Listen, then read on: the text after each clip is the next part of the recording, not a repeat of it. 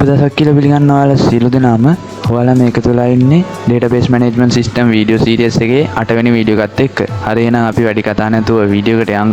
යාළුවනේ ඔයාලට මෙන්න මේ විදිහට question set 8 බලා ගන්න පුළුවන්. මේකේ Max Mobile කියලා ෆෝන් එකකුන් මේ එකක් තියෙනවා. කියන්නේ shop එකක්. මේ shop එකේ තියෙන data ටික ගවඩා කරගන්න database එකක් create කරන්න කියලා තමයි අපිට කියන්නේ. මේකේ පළවෙනිට කියන්නේ database එකේ නමට mshop කියලා දෙන්න කියනවා. ඊට පස්සේ දෙවෙනි එකෙන් කියනවා customer කියලා හරි customer කියලා product කියලා table දෙකක් create කරන්න කියලා දෙනවා.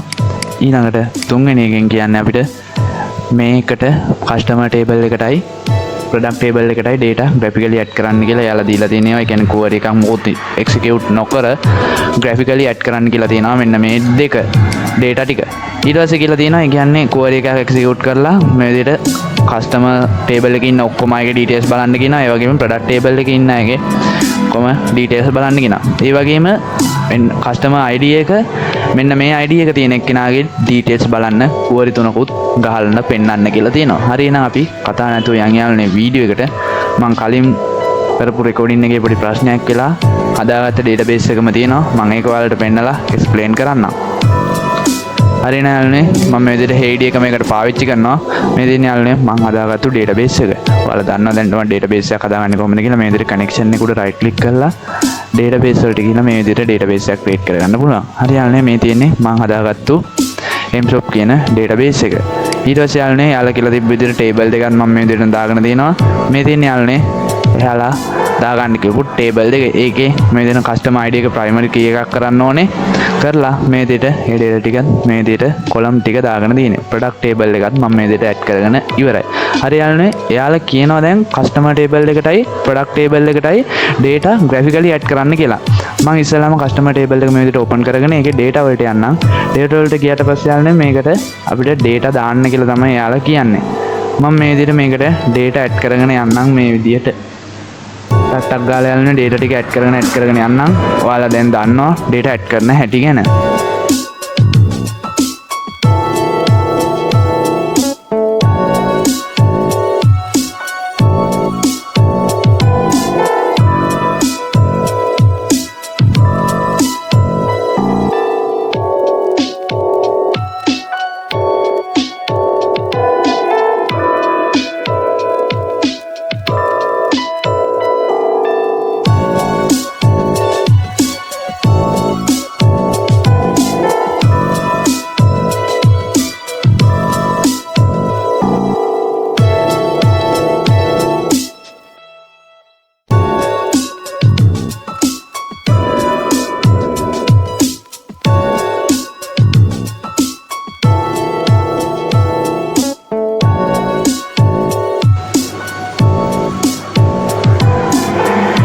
හරි යාළුවනේ මම මේ විදිහට data ටික add කරගත්තා. customer table එකේ data ටිකත් මේ විදිහට add කරගත්තා. product table එකේ data ටිකත් මේ විදිහට add කරගත්තා.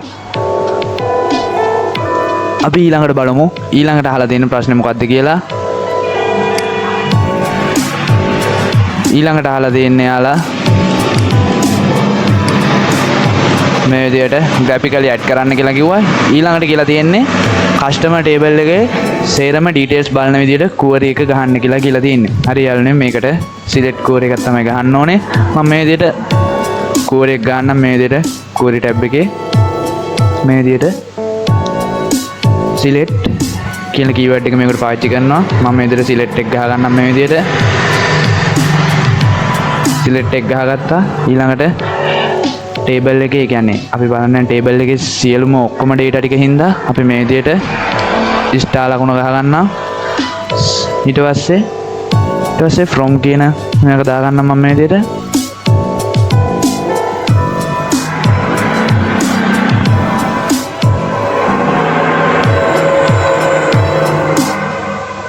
from කියන එක දාගත්තා.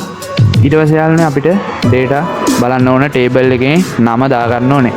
මේ විදිහට අපිට customer table එකේ තමයි data ටික බලන්න ඕනේ. කියන්නේ ඔක්කොම details ටික බලන්න ඕනේ customer table එකේ තමයි. මම මේ විදිහට customer table එක මේකට දාන්නම්.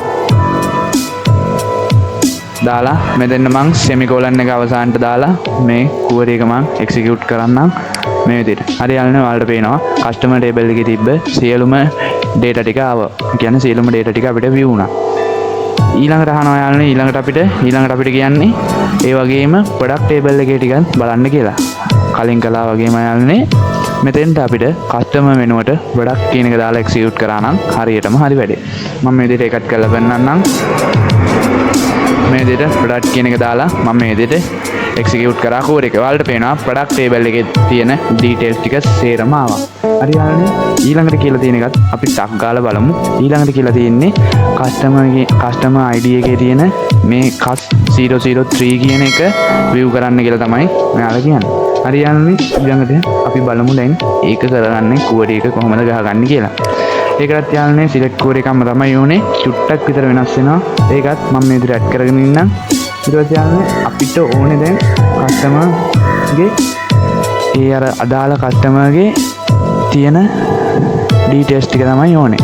ඊට පස්සේ යාළුවනේ මේ විදිහටම මම මේක කස්ටමර් ටේබල් එකක් හින්දා මෙතෙන්ද කස්ටමර් ටේබල් එක කියලා දාගන්නම් මේ විදිහට කස්ටමර් කියලා.